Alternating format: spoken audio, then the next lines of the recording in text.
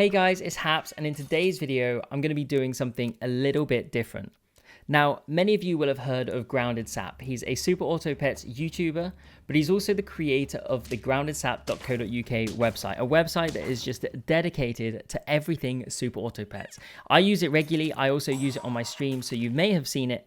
But if you haven't seen it, what I'll do is I'll link it down in the description, along with Grounded Saps' YouTube channel, and I would recommend checking both of them out. In fact, you may even end up checking out his channel and you may not come back to mine, but it's definitely worth a look. And if you take on some of these challenges, you may even get to feature in one of his videos down the line.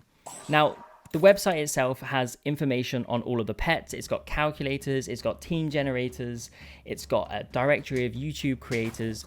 But this video is dedicated to the bounty board, and that's because I took on one of the bounties on the bounty board. Now, what are the bounties? Well, the bounty board contains a list of team compositions across all the different packs, but these aren't your standard team compositions.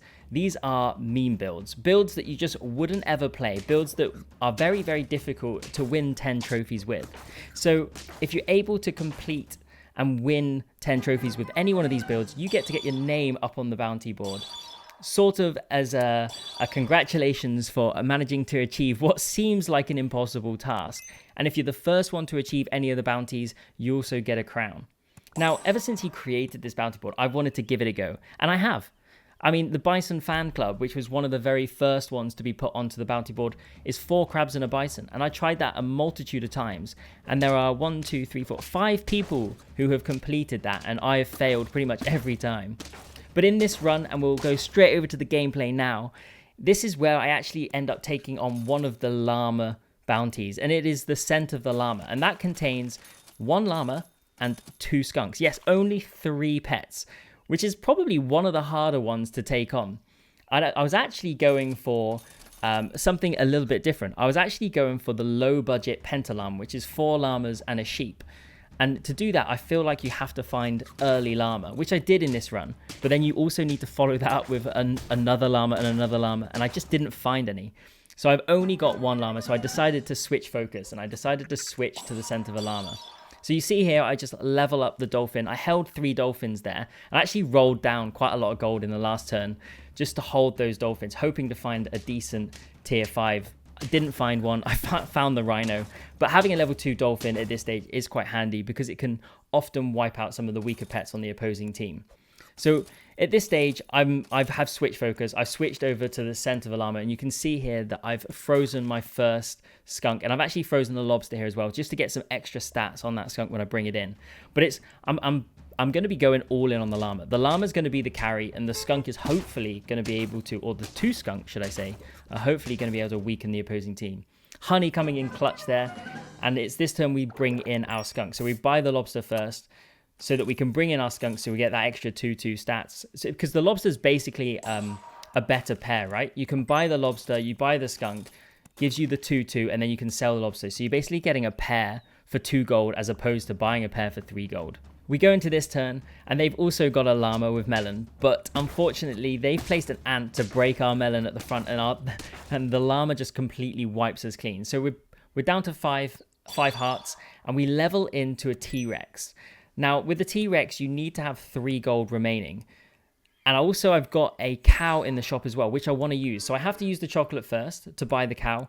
I put the milk onto the llama because that's going to be our carry. And we can't bring the T-Rex in just yet, because if we bring it in now, we wouldn't have the gold for it to trigger. So there's just no point. But we do find another skunk, which is kind of nice. So we bring the skunk in, and we've now got the basis of our team. We've got 1 llama and 2 skunk. So we basically just want as much stats as possible and to level up those skunks as much as possible. Leveling the llama's not a priority. We do happen to find another llama there, so we buy that.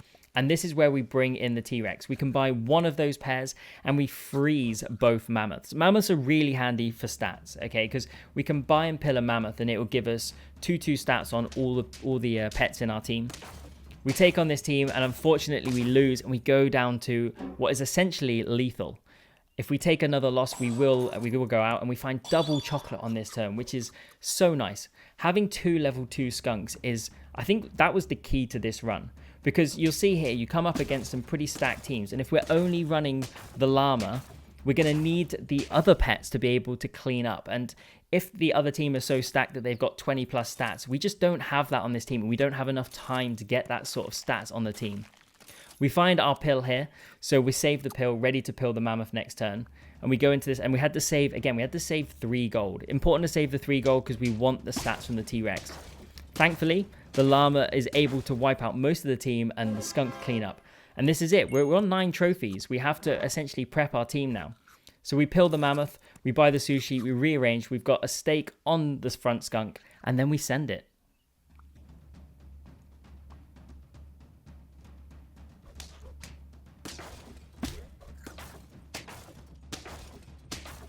And there we have it. We just get it over the line. Just enough health on that final skunk. Honestly, I didn't think this was going to be possible. When I was pivoting into this team, we started losing our life pretty quickly, but somehow we managed to get it over the line. The matchmaking was favorable for us.